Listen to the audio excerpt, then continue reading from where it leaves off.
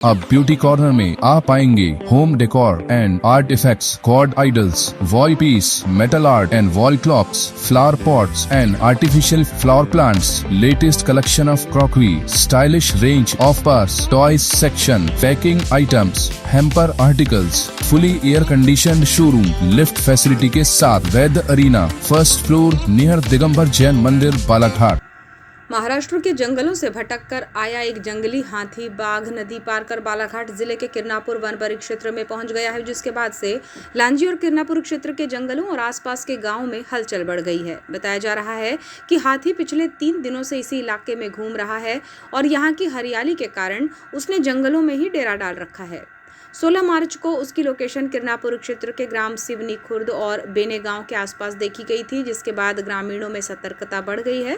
वहीं ग्राम बेलगांव और सिरका के जंगलों में हाथी के पदचिन्ह और लीद मिलने से उसकी मौजूदगी की पुष्टि हुई है। लांजी वन अनुविभाग के एसडीओ राकेश कुमार अड़कने ने बताया कि वन विभाग का अमला लगातार हाथी की गतिविधियों पर नजर बनाए हुए है और ड्रोन कैमरों के माध्यम से उसकी लोकेशन ट्रैक की जा रही है। फिलहाल राहत की बात यह है कि अब तक हाथी से किसी भी प्रकार की जनहानि या नुकसान की सूचना नहीं है। फिर भी वन विभाग ने ग्रामीणों से अपील की है कि वे जंगलों की ओर अकेले ना जाएं, हाथी को किसी भी तरह से ना छेड़ें और हाथी दिखाई देने पर तत्काल वन विभाग को इसकी सूचना दें ताकि किसी भी संभावित खतरे से बचा जा सके।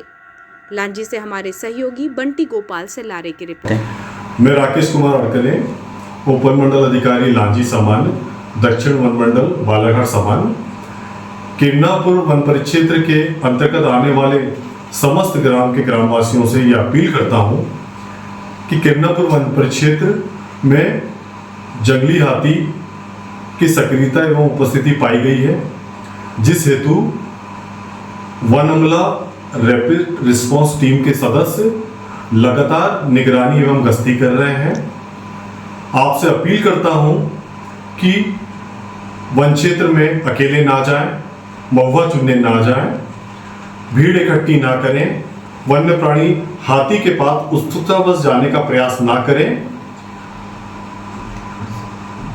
वन क्षेत्र से नजदीक के जो गांव हैं वहां पे जो फसल लगी है उसमें किसी भी प्रकार का करंट या किसी भी प्रकार का कीटनाशक का उपयोग वन्य प्राणी से बचने या बचाने हेतु ना करें।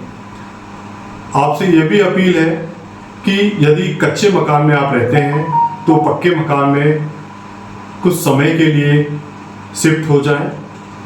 विशेष अनुरोध मैं आप लोगों से करना चाहता हूं, यदि वन क्षेत्र, राजस्व क्षेत्र, गांव के आसपास कहीं पे भी विद्युत लाइन झूलती हुई दिखती है, नीचे गिरी हुई पाई जाती है, तो इसकी सूचना तत्काल वन विभाग को और बिजली विभाग को दें। वन विभाग आपकी सुरक्षा के लिए तत्पर है, प्रतिबद्ध है और इस प्रयास को सफल बनाने के लिए आपका सहयोग अति आवश्यक है। धन्यवाद।